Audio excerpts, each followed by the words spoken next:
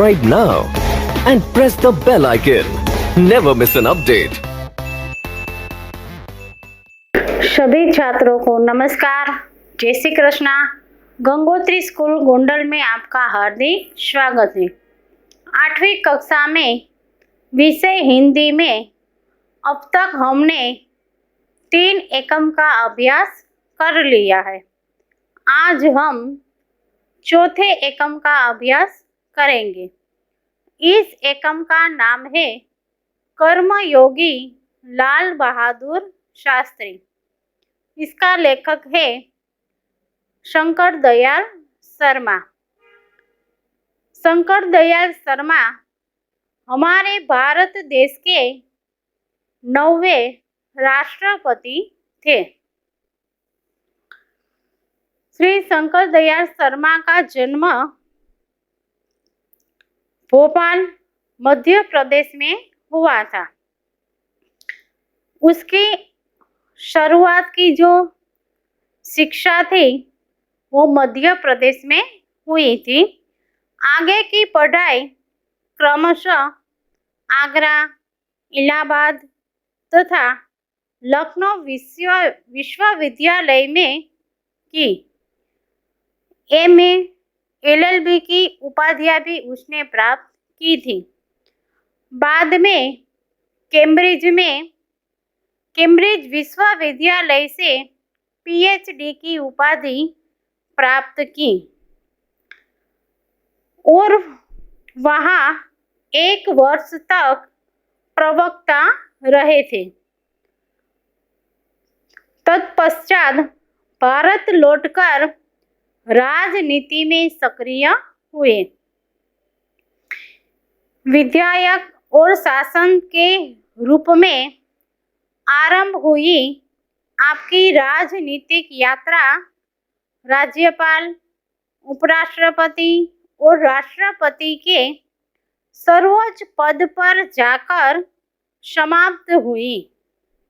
हिंदी और अंग्रेजी दोनों भाषाओं में आपने अनेक पुस्तकें लिखी हैं, जिनमें से कुछ इस प्रकार है।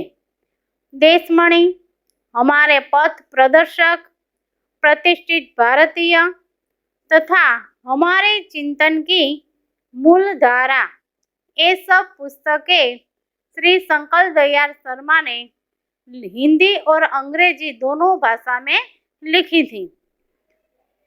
कर्मयोगी लाल बहादुर शास्त्री रेखा चित्र में लेखक शास्त्री जी के व्यक्तित्व का विश्लेषण करते हुए यह निष्कर्ष प्रस्तुत करते हैं। इस एकम का प्रकार है रेखा चित्र। शंकर दयाल शर्मा ने लाल बहादुर शास्त्री जी के जीवन का परिचय इस एकम में हमें कराया है। अपनी कर्मठता के गुण के कारण लाल बहादुर शास्त्री एक अति सामान्य परिवार से उठकर देश के प्रधानमंत्री पद तक पहुंचे। वे कर्म को ही ईश्वर मानते थे। लाल बहादुर शास्त्री जी कर्म को क्या मानते थे? ये प्रश्न 1 मार्क में पूछे जाते हैं। लाल बहादुर शास्त्री जी कर्म को ईश्वर मानते थे। कर्म के प्रति अटल आस्था एवं संपूर्ण समर्पण उनके जीवन विकास का मूल धारा था। इस इकाई में समाविष्ट मूल्य समर्पण, भावना, कर्तव्यनिष्ठा, कर्मठता, सेवा, इस सब का परिचय हमें कराया है। शास्त्री जी के नाम के साथ कर्मयोगी विशेषण जोड़ना बिल्कुल उपयुक्त है। शास्त्री जी का नाम है लाल बहादुर शास्त्री, लेकिन लाल बहादुर शास्त्री के नाम के आगे ये जो शब्द जोड़ा है कर्मयोगी, शास्त्री जी की विशेषता बताई है। इसके नाम के आगे एक विशेषण जोड़ा गया है कर्मयोगी। तो ऐसा शब्द क्यों जोड़ा है? क्योंकि शास्त्री जी का जो जीवन था, पूरा का पूरा जीवन कर्म से भरा था, काम से। वो उसके जीवन की एक पल क्षण, एक पल भी आराम से बैठकर वो नहीं रहते थे, कोई ना कहीं काम करते रहते थे। उसका पूरा का पूरा जीवन काम से भरा था, काम करते थे। इसलिए नाम के साथ एक विशेषण जोड़ा गया है, कर्मयोगी। कर्मयोगी विशेषण जोड़ना बिल्कुल उपयुक्त है। कई नेताजी ऐसे हैं कि उसके नाम के साथ जो उसने समाज सेवा का जो काम किया है, भारत देश को आजाद करने में पूरे का पूरा जीवन उसने नष्ट कर दिया है, रात दिन एक करके हमें जो आज़ादी दिलाई है, तो ऐसे जो नेता है उसके नाम के आगे जो विशेषण लगाया गया है, गांधी जी का नाम है महात्मा गांधी जी। जो महात्मा शब्द है उसे उसके जो नाम की विशेषता बताता है। महात्मा गांधी जी, सरदार वल्लभ भाई पटेल, उसने खेडूतों के, किसानों की कई मदद की है, किसानों का लीडर था, इसलिए वल्लभ भाई पटेल के नाम के साथ एक नया विशेषण जोड़ा गया है, सरदार महात्मा गांधी जी, कर्मयोगी लाल बहादुर शास्त्री। इसलिए उसके नाम के साथ विशेषण जोड़ा गया है कि जीवन के अंदर उसने ऐसा कुछ काम किया है, समाज सेवा का, भारत देश में ऐसा काम किया है के नाम के साथ इन्हें विशेषण जोड़ा गया है। क्योंकि मुझे तो उनका सारा जीवन ही कर्म से भरा हुआ मालूम पड़ता है, कर्मयोगी लाल बहादुर शास्त्री। क्योंकि उसका नाम के आगे कर्मयोगी जोड़ना इसलिए उपयुक्त है कि उसका पूरा का पूरा जीवन कर्म से, काम से भरा हुआ दिखाई देता है। शास्त्री जी सामान्य परिवार से ऊपर उठकर देश के प्रधानमंत्री के किस महत्वपूर्ण पद तक पहुंचे, उसका रहस्य उनके कर्मयोगी होने में ही छिपा हुआ है। शास्त्री जी सामान्य परिवार में उसका उछेर हुआ था। लाल बहादुर शास्त्री जी का जब जन्म हुआ था तब वो एक सामान्य परिवार में जन्म हुआ था, उसका उछेर भी सामान्य परिवार में हुआ था। लेकिन जन्म से लेके जब वो बड़े हो गए तब उसका जीवन सामान्य ही था। प्रधानमंत्री, भारत देश के प्रधानमंत्री पद भी उसने संभाला था, प्रधानमंत्री पद संभाला था, तब भी उसका जीवन पहले की तरह था, सामान्य ही था। वो सादा सरल और सीधा उसका जीवन था। और पहले से लेके आज तक उसका जो जीवन था कर्म से भरा था, और उसी कर्म के कारण एक दिन वो प्रधानमंत्री पद तक पहुंचे थे। वे उन लोगों में भी नहीं थे जो भाग्य पर भरोसा करके बैठे रहते थे। शास्त्री जी कभी भी अपने भाग्य पर भरोसा नहीं करते थे। कई लोग ऐसे हैं कि जो नसीब में वो लिखा होता है वही होता है, जो हमारा भाग्य में होता है, लिखा होता है, हमें वही मिलता है। लेकिन शास्त्री जी सभी लोगों की तरह ऐसा नहीं थे, ऐसे विचार वाले नहीं थे कि भाग्य पर भरोसा करके बैठे रहना। वो तो काम करना चाहते थे, भाग्य पर भरोसा नहीं रखते थे। अचानक कभी सफलता मिल जाती है, बल्कि वे उन लोगों में से थे जिनको अपनी हथेली की लकीरों के बजाय अपने चिंतन और कर्म की शक्ति पर अधिक भरोसा होता है।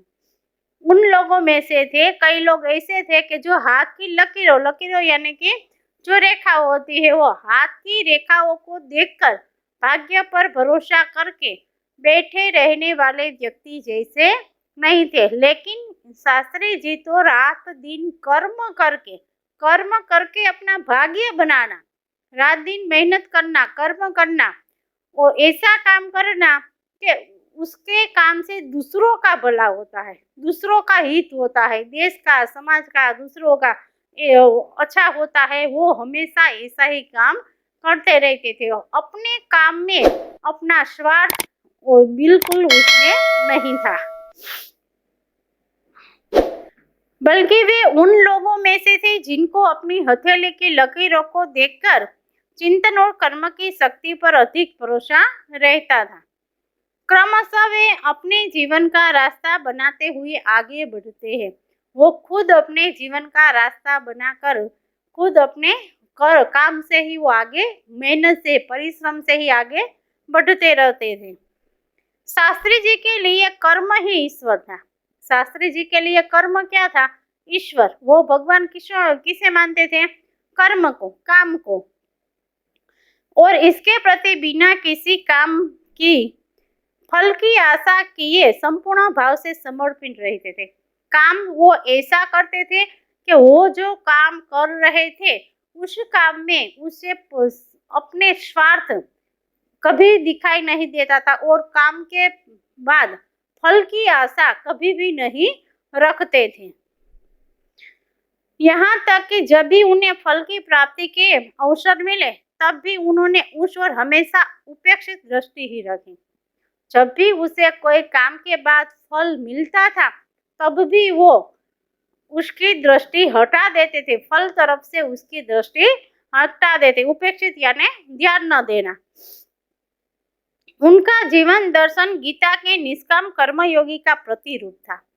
शास्त्री जी का जीवन दर्शन गीता के निष्काम, गीता संदेश है जो गीता के निष्काम कर्मयोगी का प्रतिरूप था। इसलिए मैं समझता हूँ कि उन्हें केवल कर्मयोगी के बजाय निष्काम कर्मयोगी कहना कहीं अधिक उपयुक्त होगा।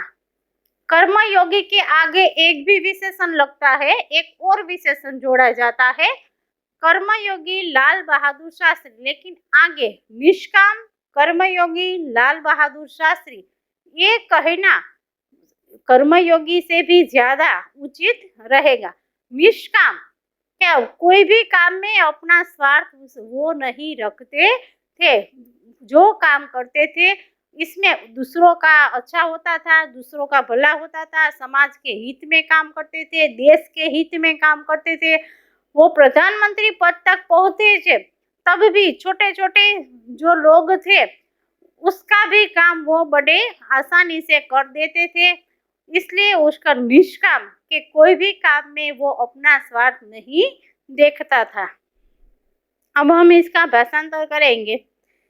શાસ્ત્રીજીના નામની સાથે કર્મયોગી વિશેષણ જોડવું એ ખૂબ જ મહત્વનું છે, કારણ કે ઘણા લોકો એવા છે, ઘણા નેતાઓ એવા છે જો ભારત દેશમાં પોતાનું નામ રોશન કરી ગયા છે, ભારત દેશની અંદર પોતાનું નામ આજે પણ આપણે યાદ કરીએ છીએ અને એ નેતાઓને લીધે જ આપણે જે સંપૂર્ણ આઝાદી મળેલી છે અને આપણે આઝાદી મેળવવા માટે એ લોકોએ પોતાના જીવન વ્યર્થ કરી દીધા છે, પોતાનું આખું જીવન એને લડવામાં, દેશને આઝાદી અપાવવામાં વ્યર્થ કરી નાખેલું છે। એવા લોકોના નામની આગળ કે જે કંઈક સમાજ સેવાના કામો કરી ગયેલા છે, દેશને આઝાદી અપાવી ગયેલા છે, એવા લોકોના નામની આગળ જે વિશેષણ જોડવામાં આવે છે, લાલ બહાદુર શાસ્ત્રીજીના નામની આગળ કર્મયોગી એવું વિશેષણ જોડવામાં આવ્યું છે। ગાંધીજીના નામની આગળ મહાત્મા ગાંધીજી, જે મહાત્મા છે કે જેને પોતે એટલું ભણેલા હતા, LLB કરેલા હતા, ઇંગ્લેન્ડમાં જઈને એને વકીલાત પણ કરેલી હતી, છતાં પણ જ્યારે વકીલાત કરીને ફરી પાછા ભારત દેશની અંદર આવે છે ત્યારે તે ભારત દેશની હાલત જોવે છે, ભારતની અંદર ઘણો સમય તે ફરે છે, અમુક ગામડાઓમાં જઈને લોકોનું જીવન જોવે છે અને પછી તે જાણે છે કે લોકોનું જીવન આવી રીતે કેમ છે, કે લોકો પોતાનો વ્યવસાય હોવા છતાં કેમ પોતે આટલો બધો ભોગ બન્યા છે અંગ્રેજોને, એ બધું જાણે છે, જોવે છે અને ત્યાર પછી તે નક્કી કરે છે કે હવે જ્યાં સુધી અંગ્રેજો ભારત દેશમાંથી જશે નહીં ત્યાં સુધી હું શાંતિથી બેસીશ નહીં, મારા દેશની હું આઝાદી અપાવીને જ રહીશ અને પોતાનું જીવન આખું પોતે સાદગીભર્યું જીવન જીવે છે અને અંગ્રેજોની સામે લડીને, તે લડાઈ કરીને નહીં પણ બુદ્ધિપૂર્વક વાટાઘાટો દ્વારા, ચર્ચાઓ દ્વારા, વાતચીતો દ્વારા અંગ્રેજોની સામે લડીને ભારત દેશની આઝાદી અપાવે છે, ત્યારે એના નામની આગળ મહાત્મા એવો શબ્દ લગાડવામાં આવે છે। ત્યાર પછી સરદાર વલ્લભભાઈ પટેલ, એનું નામ તો વલ્લભભાઈ પટેલ છે, પણ સરદાર જે શબ્દ નવો લગાડેલો છે એક વિશેષણ છે, એના નામની સાથે એક વિશેષતા જોડવામાં આવી છે, કારણ કે તે ખેડૂતોના લીડર હતા. ખેડૂતોને ઘણા બધા મહેસૂલો એને મુક્ત કરાવેલા હતા, ખેડૂતોને માટે ઘણી બધી લડતો એને લડેલી હતી, એટલા માટે એને સરદારના લીડર કહેવામાં, ખેડૂતોના લીડર કહેવામાં આવે છે. સરદાર એવો શબ્દ એના નામની આગળ જોડવામાં આવે છે. તો આવી રીતે લાલ બહાદુર શાસ્ત્રીજીના નામની આગળ જે કર્મયોગી નામ જોડવામાં આવેલું છે એ ખૂબ જ સાચું છે. અને એનું આખું જીવન જ આપણે જીવન જોતા જ કામથી ભરેલું એનું જીવન રહેલું છે. એનો જન્મ તો એક સામાન્ય પરિવારમાં થયેલો હતો, એનો ઉછેર પણ સામાન્ય પરિવારમાં થયેલો હતો, છતાં પણ એના જન્મથી લઈને તે મોટા થાય છે, જ્યારે પ્રધાનમંત્રીના પદ ઉપર રહે છે ત્યારે પણ એનું જે જીવન હતું એ સામાન્ય જ બનેલું હતું. એ સાદગીભર્યું અને સામાન્ય જીવન જ એને જીવેલું હતું. અને લાલ બહાદુર શાસ્ત્રી એવા લોકો જેવા નહોતા કે જે માત્ર ભાગ્યની ઉપર ભરોસો કરીને માત્ર બેઠા રહે છે, મોટી મોટી વાતો કરે છે કે મને નસીબમાં આ હશે તો મળશે, નસીબમાં ઓલું હશે તો મળશે, પણ એ નસીબને ક્યારેય દોષ દેતા નહીં. હંમેશા રાતને દિવસ પરિશ્રમ કરતા, મહેનત કરતા અને કામ કરેલું જ પોતાનું જીવન રાખતા હતા. સૌથી પહેલા કામ કરવાને મહત્વ આપતા હતા, કે નહીં કે બીજા લોકોની જેમ હાથની રેખાઓ જોઈને નસીબને ભાગ્ય ઉપર ભરોસો રાખીને બેઠા રહીએ એવા વ્યક્તિમાંથી તેઓ નહોતા.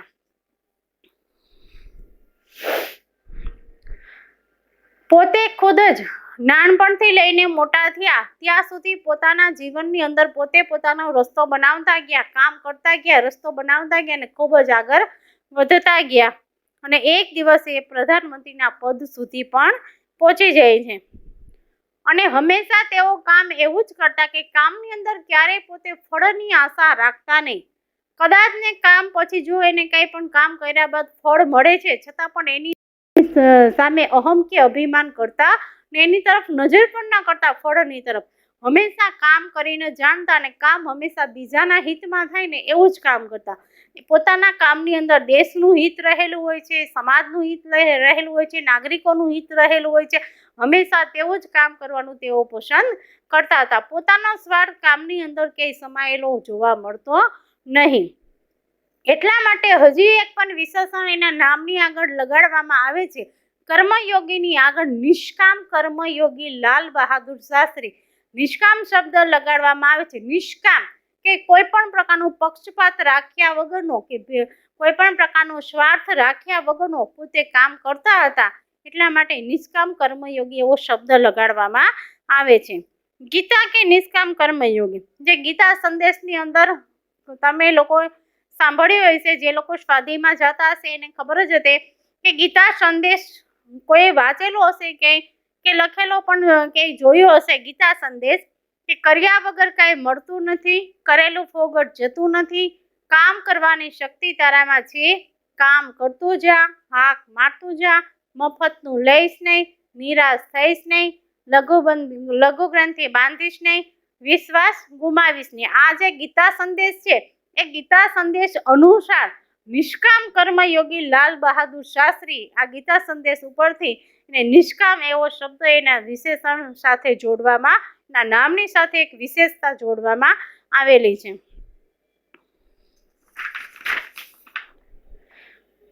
अपने उद्देश्य के प्रति दृढ़ आस्था, उस उद्देश्य को प्राप्त करने के लिए कर्म का भाव तथा उस कर्म के प्रति संपूर्ण समर्पण. लाल बहादुर शास्त्री जो कर्म करते थे, जो काम करते थे, उसके प्रति उसे दृढ़ आस्था थी. जो काम करते थे, कोई भी काम हो, काम को देखकर वो उसे मन में इतनी दृढ़ आस्था थी, उसका मनोबल इतना मजबूत था कि वो मनोबल नक्की कर लेते थे कि एक काम मुझसे हो ही जाएगा, मेरे से एक काम हो जाएगा. उद्देश्य और जो उसके काम के पीछे जो उद्देश्य था, जब तक वो उद्देश्य उसे हासिल न कर लेते, प्राप्त न कर लेते, तब तक वो चैन से बैठते भी नहीं थे. ये 3 बातें मुझे उनके संपूर्ण चरित्र जीवन दर्शन में दिखाई पड़ती थी. शास्त्री जी के जीवन में कई 3 बातों का महत्व था. काम के प्रति दृढ़ आस्था, उद्देश्य को प्राप्त करने लिए कर्म का भाव और कर्म के प्रति संपूर्ण समर्पण। जो काम करते थे उसमें संपूर्ण ओतप्रोत हो जाते थे। अपने एक भाषण में उन्होंने इसी तरह के विचार व्यक्त करते हुए कहा था, यहाँ तक कि भले ही आप राजनीतिक क्षेत्र या सामाजिक क्षेत्र या किसी भी अन्य क्षेत्र में काम करते रहे, यदि आप उसमें सफल होना चाहते हैं तो अपने दायित्व का पूरी तरह से निर्वाह करना चाहते हैं तो आपके कार्य और समर्पण तथा भक्ति और कर्म में समन्वय होना चाहिए। लाल बहादुर शास्त्री जी एक यही कहते थे कि आप जो भी क्षेत्र में हो, राजनीतिक क्षेत्र में हो, व्यावसायिक क्षेत्र में हो, सामाजिक क्षेत्र में, कोई भी क्षेत्र में आप काम करते हो तो जिस क्षेत्र में तुम काम करते हो तो पूरी तरह से दायित्व यानी कि जिम्मेदारियां, दायित्व का मतलब है जिम्मेदार, पूरी तरह से उस क्षेत्र में आपको अपनी जिम्मेदारियां को संभालनी चाहिए और उसमें प्रेम भाव, श्रद्धा भाव भी होना चाहिए। ईश्वर का डर रख के तुम्हें उस क्षेत्र में काम करना चाहिए, पूरी जिम्मेदारी निष्ठा पूर्वक निभानी चाहिए, तभी तुम उस क्षेत्र में आगे जा सकते हो। मैं शास्त्री जी की सफलता का रहस्य उनके इसी महत्वपूर्ण चिंतन में मानता हूँ। शास्त्री जी की जीवन में जो रहस्य है, जो सफलता मिली है, उस सफलता का कारण यही है कि उसने बिना स्वार्थ में काम किया है, दूसरों के लिए काम किया है और ईश्वर का डर रख के काम किया। कोई भी काम किया पूरी जिम्मेदारी पूर्वक उसने काम किया है, निष्ठा पूर्वक, नीति पूर्वक उसने काम किया है, इसलिए उसने इतनी सफलता मिले हैं।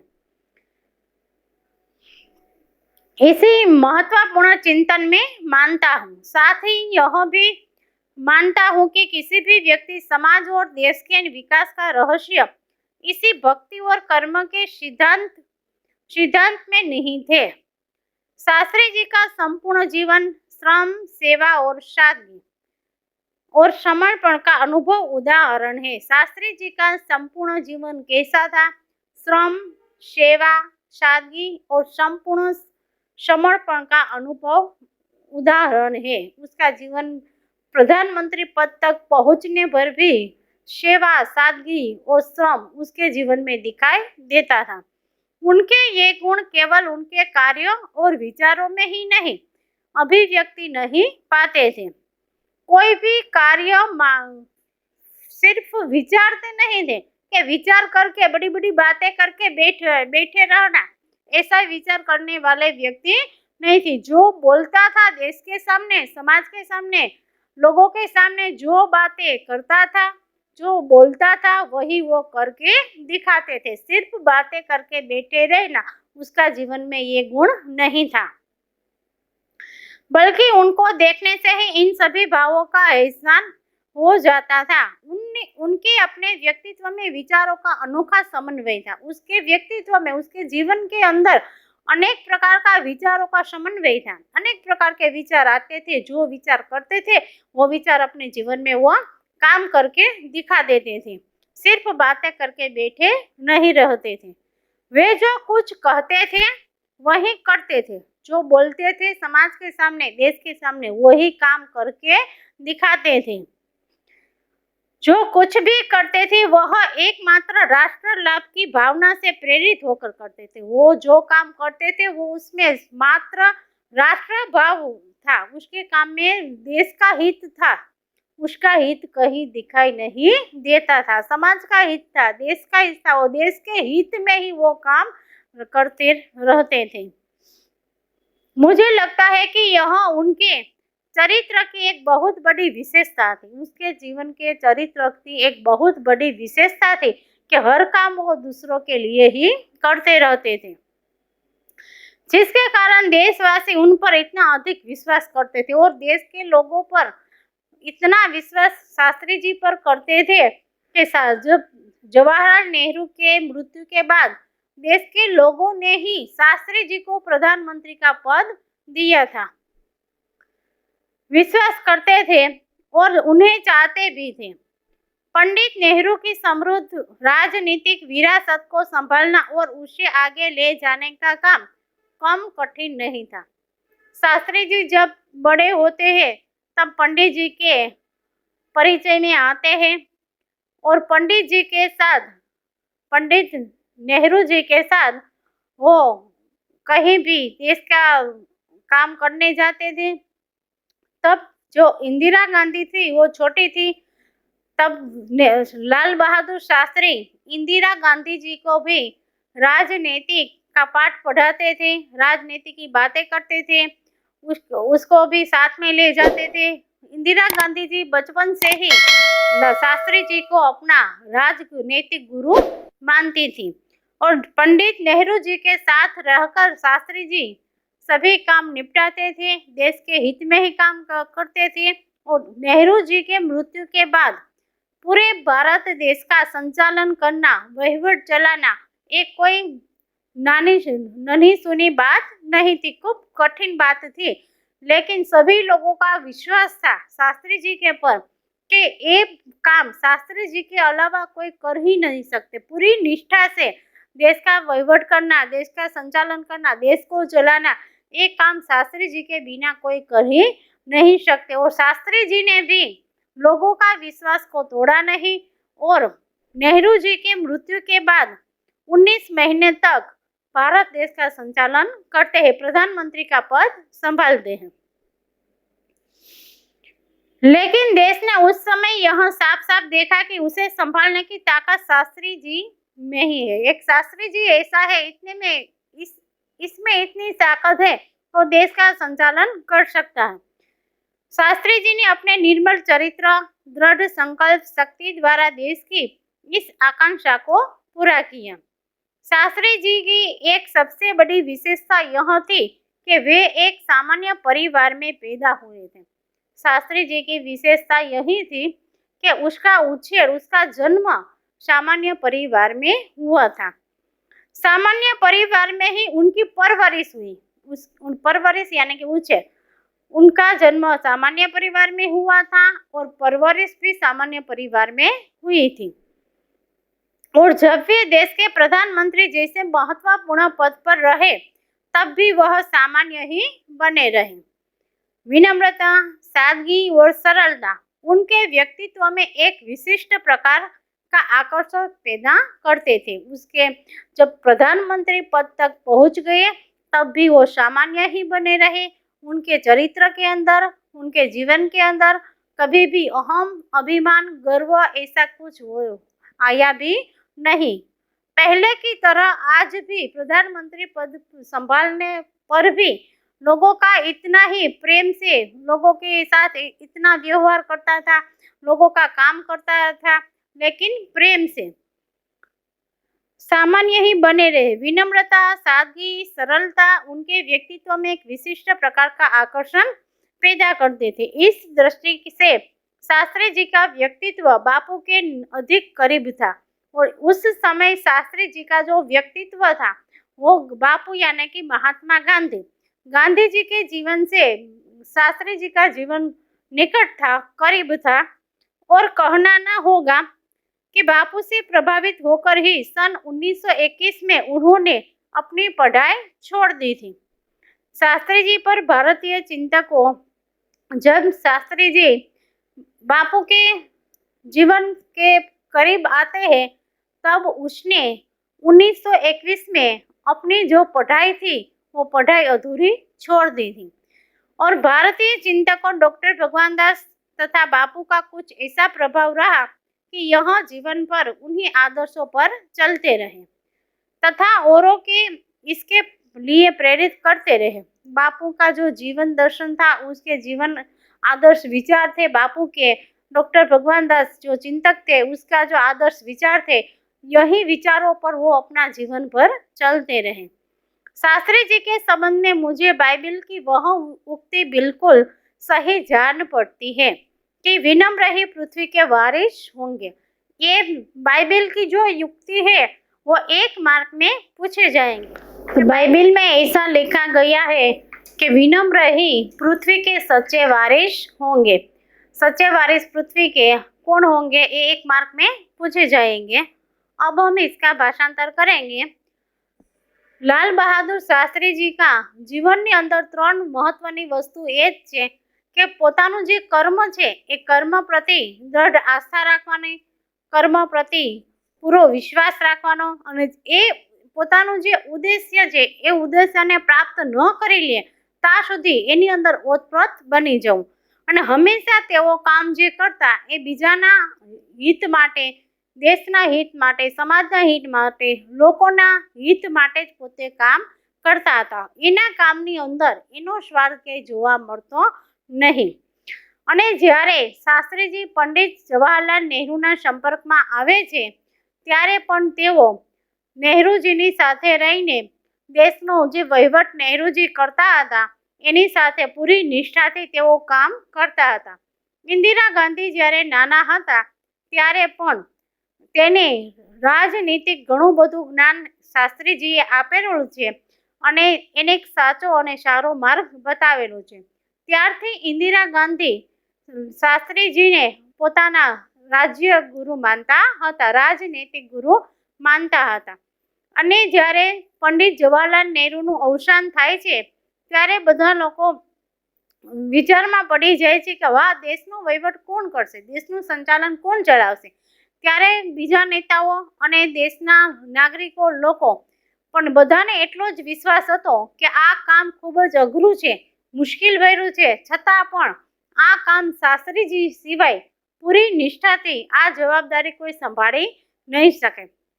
અને શાસ્ત્રીજી 19 મહિના સુધી દેશનું સંચાલન કરે છે અને લોકોનો જે વિશ્વાસ છે એ વિશ્વાસને પોતે નિભાવે છે।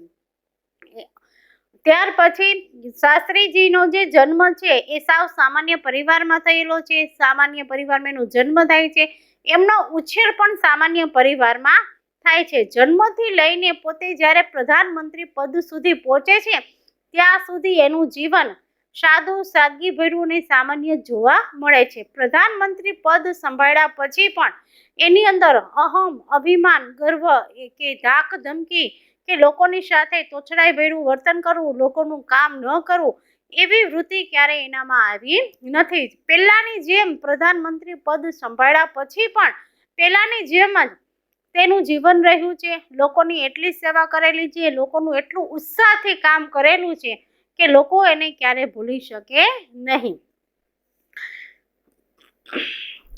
ત્યાર પછી શાસ્ત્રીજીનું જીવન છે એ ગાંધીજીની થોડુંક નજીક આવે છે, ગાંધીજીના પરિચયમાં આવે છે અને એના પરિચયમાં આવ્યા પછી 1921ની સાલની અંદર શાસ્ત્રીજી પોતાનો અભ્યાસ છે એ અભ્યાસને અડધો છોડી દે છે। ડૉક્ટર ભગવાન ચિંતનદાસ અને ભગવાનદાસ ડૉક્ટર ચિંતકો અને મહાત્મા ગાંધી જેવા નેતાઓના પરિચયમાં આવ્યા પછી શાસ્ત્રીજી એના જે આદર્શ વિચારો છે ગાંધીજીના અને ભગવાનદાસના જે આદર્શ વિચારો છે એ વિચારોને પોતાના જીવનની અંદર પોતે પણ ધ્યાનમાં લઈને એ જ પ્રમાણે પોતાનું જીવન જીવે છે। એવા આદર્શ વિચારોની સાથે જ પોતાનું જે કામ છે એ કરે છે। અને એટલા માટે જ કહેવામાં આવ્યું છે કે બાઇબલની એક ઉક્તિમાં કહેવામાં આવ્યું છે કે આ પૃથ્વી પરના સાચા વારીસો કોણ ગણાશે। બાઇબલમાં એનો જવાબ છે કે વિનમ્ર ही પૃથ્વી કે સચ્ચે વારીસ હોંગે। જે વિનમ્ર લોકો છે કે જે હંમેશા પોતાનું જ નહીં પણ બીજાનું સારું કરવા માટે જે કામ કરે છે એવા લોકો જ આ પૃથ્વીના સાચા વારીસો ગણાશે। अब हम शब्दार्थ देखेंगे। दायित्व का मतलब है जिम्मेदारी, निष्काम, बिना फल की अपेक्षा, समर्पण, सौंपना, अर्पित होना, समन्वय, संयोग, विरासत, वारसों, निहित, भीतर रहा हुआ, अंतर्गत, आस्था, श्रद्धा, विश्वास। कई सवाल जवाब है। संवाद के रूप में रिया है वो सुनील को प्रश्न पूछती है, सुनील को सवाल करती है, गांधी जी का जन्म कब हुआ था? तब सुनील रिया को जवाब देता है, गांधी जी का जन्म 2 अक्टूबर 1869 में हुआ था। रिया फिर से दूसरा सवाल करती है सुनील को, गांधी जी ने उच्च शिक्षा कहाँ से प्राप्त की? सुनील उसका जवाब देता है, गांधी जी ने इंग्लैंड से उच्च शिक्षा प्राप्त की।